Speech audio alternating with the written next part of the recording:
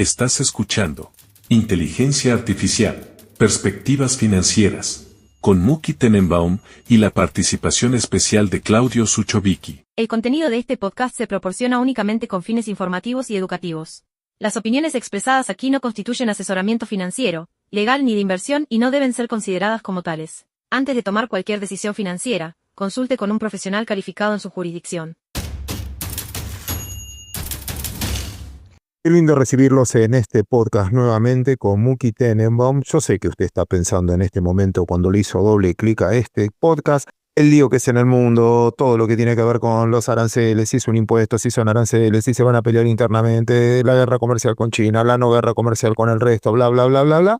Pero vamos al punto más profundo, porque si aprendimos algo en este podcast, que la verdadera guerra comercial pasa por otro lado y pasa por el dominio de la inteligencia artificial. Qué buen momento, Muki. Primero para saludarte y segundo para que me hagas un upgrade de todo lo que estamos viviendo en esta discusión de fondo. Tenemos que primero explicar de que hoy es jueves, ¿sí? Hasta la hora hay que decir, porque las cosas cambian cada media hora. Tal cual. A ver, resumamos un poco toda la historia que pasó. Viene un día Trump, viene ya hablando del tema del 2012, y dice, todo el mundo se aprovecha de nosotros.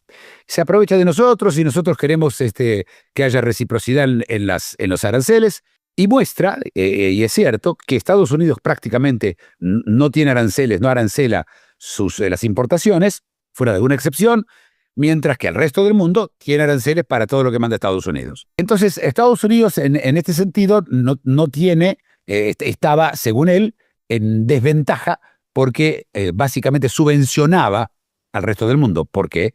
Porque al permitirse que sus cosas paguen aranceles, mientras que las exportaciones de ellas no paguen, bueno, ponía a la posición de Estados Unidos en una posición en la cual básicamente subvencionaba al resto del mundo. Y acá llegamos a un punto donde él utiliza este tema para decir que por culpa de la falta de aranceles en Estados Unidos y el hecho que haya aranceles en otros países, se fueron yendo de Estados Unidos muchas fábricas a fabricar afuera y Estados Unidos perdió esa competitividad. Esa es la historia. ¿Qué hizo él? En un día apareció y dijo, vamos a poner primero 10% de aranceles y después vamos a ver por país, según los aranceles que cobre ese país, nosotros vamos a hacer lo recíproco. Pero en vez de que sea uno a uno, él aparece un día con una lista, que la vimos todos, en la que él cobra la mitad de los aranceles de cada país. Es decir, por ejemplo, para dar un ejemplo, Vietnam le cobraba el 100 y entonces él le cobra el 50.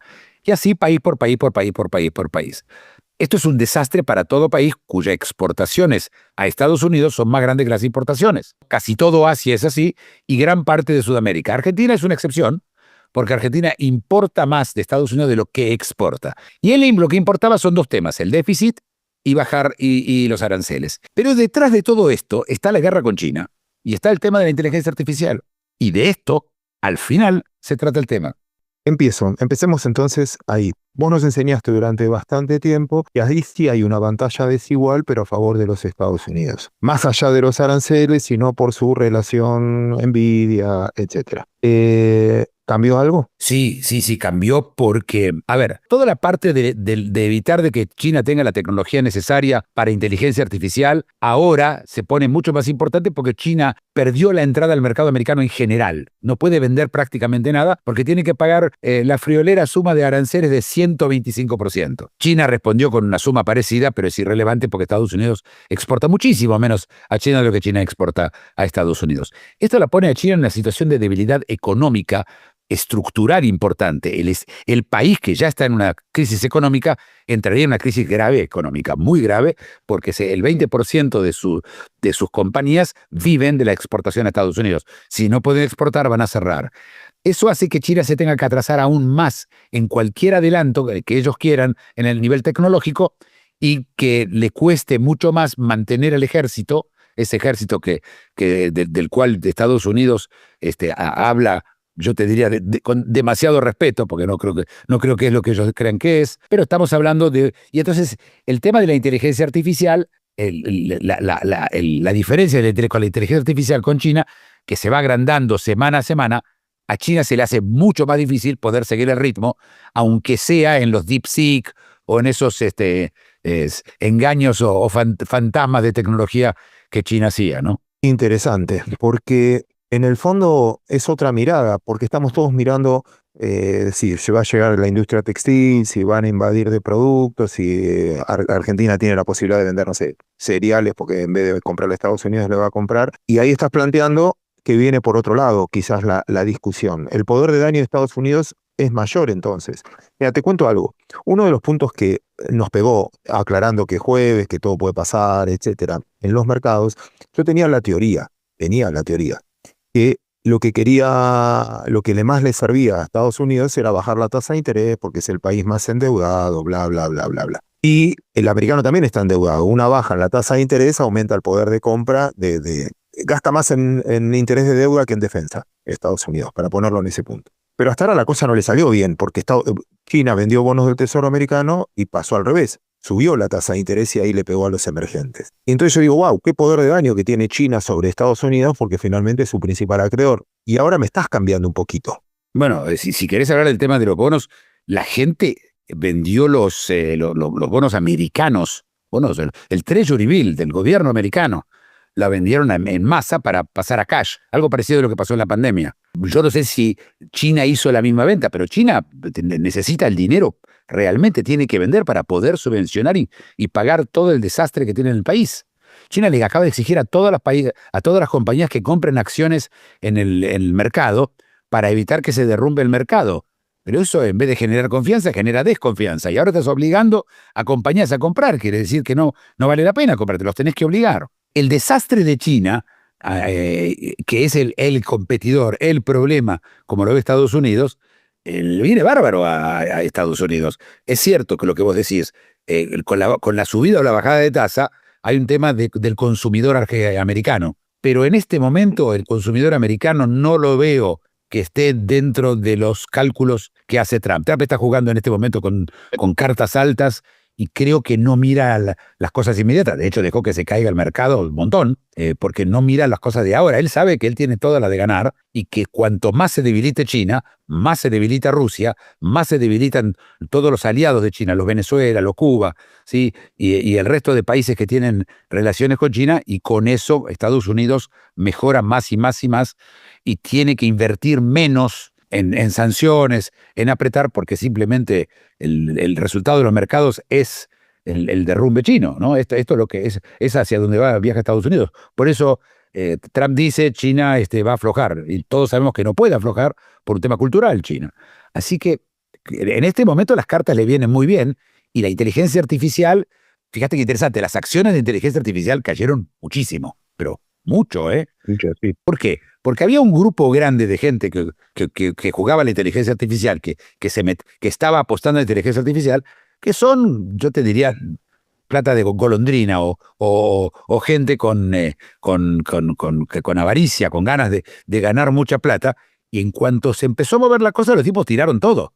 Lo que quedó, lo que va a ir quedando, es la gente que está a largo plazo con estas acciones. Y ahora, como Trump dijo, es un excelente momento para comprar acciones, dice.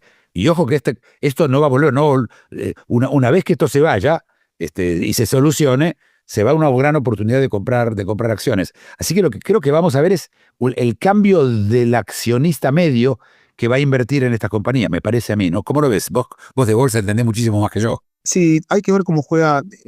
Repito, para mí la tasa de interés tiene un componente fenomenal y el apalancamiento que tenía el mercado. Nada, con un tema que me gustaría aclararlo acá, ya que me das este espacio, que están todos buscando quién se va a caer, quién es la próxima Lehman Brothers, quién es el Merrill Lynch, porque muy pocas veces en la historia tuviste una baja desde los máximos del más del 30%. Esto es comparable con la baja cuando vos mirás un gráfico a otros procesos del 29, bueno, las crisis históricas del mundo. Pero acá hay una diferencia muy grande, que yo no veo una crisis sistémica ni de crédito, porque antes, cuando uno operaba en el mercado de capitales, la liquidación era, cuando vos comprabas acciones, pagabas a las 72 horas y en muchos casos a las 120 horas. Con lo cual si yo compré hoy acciones y las pago dentro de 72 horas y se cayó 20%, el día que yo las voy a pagar ya valen 20% menos y quizás haya caídas. Ahora la liquidación global en los principales países del mundo es T+1. con lo cual ya no hay crédito rápido. Casi todo se liquida en el mismo día. Y eso elimina la posibilidad de megas caídas por crédito, ¿no? Como pasaron en otras épocas. Pero yo, desde el punto de vista, para mí todo esto de los fundamentos, Muki, lo que está queriendo provocar para mí en mi escenario es, bueno, que baje la tasa de interés y para eso un poco de recesión viene bien. Él tenía que elegir entre seguir este ritmo inflacionario y de emisión de dinero. Para mí lo que hizo cobrando el 10% a todos es como hizo Argentina en su momento, un impuesto país, puso un impuesto país del 10%, que bueno, ahora estará negociando 90 días, y con China su guerra comercial real de fondo. Pero si hay una recesión, justifica un poco la caída de las acciones, no las tecnológicas, porque esas son las que más vas a invertir para abaratar costos, pero sí en muchas industriales. Pero acá tengo una pregunta. ¿Más algo que tengas algo para decirme o no estés de acuerdo? No, solamente una curiosidad. Durante la pandemia, el VIX, el índice de volatilidad, llegó casi a 80, 70 y pico. El VIX, que yo sepa, hasta anteayer, había llegado solo a 50. Yo entiendo que eso implica que hay una parte del mercado, chica, pero hay una parte del mercado que no está, que no siente la volatilidad, que no está sensible a la volatilidad, que no actúa según la volatilidad. Cuando era la pandemia, nadie sabía lo que iba a pasar. Nadie. ¿Por qué? Porque no sabíamos cuánto iba a durar la enfermedad, no sabíamos si iba a haber vacuna, no sabíamos cuánta gente mataba. ¿Te acuerdas? Eso fue ese abril, ¿no? El abril de hace exactamente 5 años. Y ahora sí, ahora hay gente que sabe, gente que entendió lo que está haciendo Trump y sigue una lógica determinada. ¿Vos lo ves así? Sí, él lo anunció, o sea, lo que nos debe sorprender es que nos sorprenda, porque la verdad que lo viene diciendo esto mismo, incluso una cosa más que nos afectó a nosotros, que así como en Argentina o en Latinoamérica, en Argentina, no tanto en Latinoamérica, el valor del dólar es es un estado de ánimo y genera inflación, si sube el dólar, suben los precios, etcétera. En Estados Unidos ese rol lo cumple la energía. Entonces él quería, y de hecho soñaba hasta con el premio Nobel de la Paz, ya que lo había ganado Obama, es solucionar los conflictos, etcétera, para que baje el petróleo. Así como en la tasa no le salió bien porque está para arriba, sí le salió bien porque el petróleo de casi 80 hoy está debajo de 60. Y esto es un condimento que a veces cuando a mí me dicen, no, esto va a ser muy inflacionario, le digo, pará, porque hay muchas materias primas que bajaron un montón, y repito, y el costo del dinero, si logra bajar, también va a ser un dato. Pero déjame contestarte entonces ahora, hacerte una pregunta a vos. Que entendés más los ciclos, que no estás tan contaminado como yo de corto plazo. Si este podcast hoy es un jueves, lo estamos grabando, que no sé, son las noticias que tenemos hasta este momento. Si lo estaríamos haciendo dentro de 2 años, si te pongo un horizonte de 2 años y te tenés que jugar, ¿cómo crees que va a ser esto dentro de 2 años? O sea, ¿cómo crees que termina esto si podés trazar un escenario de largo plazo? Esto termina como me pareció desde el principio cuando empezó la crisis esta, va a terminar con aranceles muchísimo más bajos de los que estaban cuando empezó, y yo te diría que en muchos casos 0. Y con una reforma probablemente que van a necesitar pasar en Europa con el IVA, porque el IVA es otro problema que hay entre Estados Unidos y Europa y no se va a ningún lado. Así que me imagino que vamos hacia un escenario de mucho más libertad de mercado y con una Europa con problemas serios. Yo solamente creo que se van a ir agravando en los años. Así que dentro de 2 años yo te diría que Europa estaría mucho peor de lo que está. China sería simplemente ya un poder regional, no más que eso. Y Estados Unidos controlando la inteligencia artificial, te diría de A a Z. Y la bolsa en las acciones que tengan que ver de una forma o de otra con la inteligencia artificial subiendo mucho. Y además vamos a tener mucho más desempleo de lo que tenemos hoy, porque la inteligencia artificial va a estar reemplazando empleos que si llega a haber una recesión, como decís vos, y desaparecen empleos, o empleados lo van a echar, van a ser reemplazados por inteligencia artificial. Así que dentro de 2 años creo que vamos a ver un mundo bastante distinto al que estamos viendo hoy. Te sigo preguntando, ¿no hay una idealización por parte de Trump de la industria de los 70? Es como que no escucha nuestros podcasts y no entiende que ya no está más la fábrica con un mito arriba, que la posibilidad de dar empleo? Él estoy seguro que sabe. Él también va a la iglesia y estoy seguro que es ateo. No, estamos hablando de una persona que le habla a su público. Y su público sí cree en eso. Su público es nostálgico, ¿sí? El americano en general tiende a ser nostálgico. Y él dice, ¿te acordás cuando íbamos todos a la fábrica y éramos todos una comunidad, íbamos todos para adelante y podíamos programar para nuestros hijos y los mandábamos al college? Toda esa historia, que en parte es un poquitito la idealización del pasado, ese es el público que vota por él. Es un público conservador. Es un público que la palabra, yo te diría, es muy conservador y creen que en las fábricas. Aparte, vos entendés que si él le dice, mire, va a ser la inteligencia artificial, el público se va a asustar, se va a quedar sin trabajo. Y ya pasó que se quedaron sin trabajo cuando se llevaron las fábricas a Canadá y a México. ¿Sí? O a China. Todavía le vas a decir que se van a quedar sin trabajo con la inteligencia artificial. No, él no puede ni mencionarlo. Y estoy seguro que lo sabe, no tengo duda que lo sabe. Es un hombre realmente brillante. No. La gente cree que está loco y esas cosas, pero bueno, la gente no. Yo te quiero decir una cosa más, Sucho, algo importante. Trump tiene algo muy diferente de todos sus contrapartes en todos los grandes países en el mundo. Todas las personas que están del otro lado, especialmente los aliados, son todos empleados. Son gente que recibe un sueldo toda su vida y piensa como un empleado. Y vos lo ves en los parlamentos, en los ministros que de repente se sacan plata y gastan en viajar en primera clase o alguna cosa de esa y los agarran en ese tipo de cosas porque piensan como empleados. Trump piensa como un emprendedor. El cómico Jackie Mason decía, diferenciando un grupo del otro, decía, mientras hay gente que trabaja 9 años con la meta de al final tener la llave para el baño del directorio, ¿sí? Los otros son los tipos que trabajan y piensan cuándo van a tener la llave para la caja fuerte, cuándo van a ser socios. Y esa diferencia se ve todo el tiempo. Yo siento que desde el otro lado, la gente, los políticos, los ministros de Economía, incluso los directores de Banco Central, son todos empleados que viven de un sueldo y que piensan con un sueldo. Y creo que eso se nota, por eso se sorprende tanto de Trump. ¿Están de acuerdo? Es mi opinión, esto no es un... No, es que te escucho con atención. Yo no tengo las herramientas porque vos sos un hombre de mundo, viajás, conocés y me sirve mucho esa interpretación. Muki, algo que necesites decir, quieras decir antes de que terminemos esto, porque yo al final creo que te llevé por cualquier lado, pero algo que quieras dejar como mensaje final. Sí, la inteligencia artificial no se va a ningún lado. No va a desaparecer solamente porque la gente porque las acciones bajen o dejen o suban. Y nosotros, ¿viste? Yo nunca recomiendo comprar acciones, pero siempre es mejor comprar más barato que más caro, ¿no? Es algo que no me necesitan a mí para eso. Warren Buffett siempre dice lo mismo, que él festeja las bajas, no las sufre. Por supuesto. Mira, vos tenés te doy un ejemplo, TSMC. Tiene un PE de 15.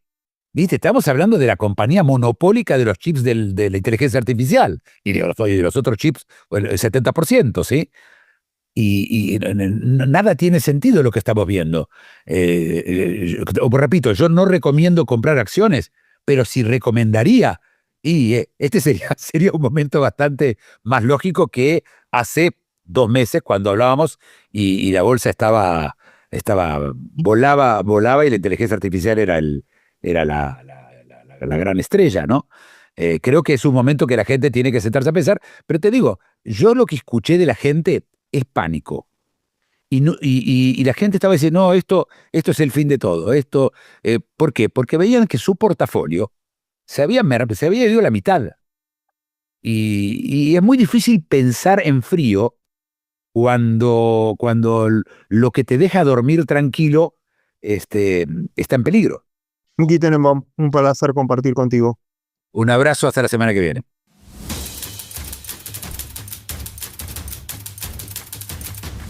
Escuchaste Inteligencia Artificial, Perspectivas Financieras, con Muki Tenenbaum y la participación especial de Claudio Suchovicki. Producción, Big Tecnia, Contenidos Digitales.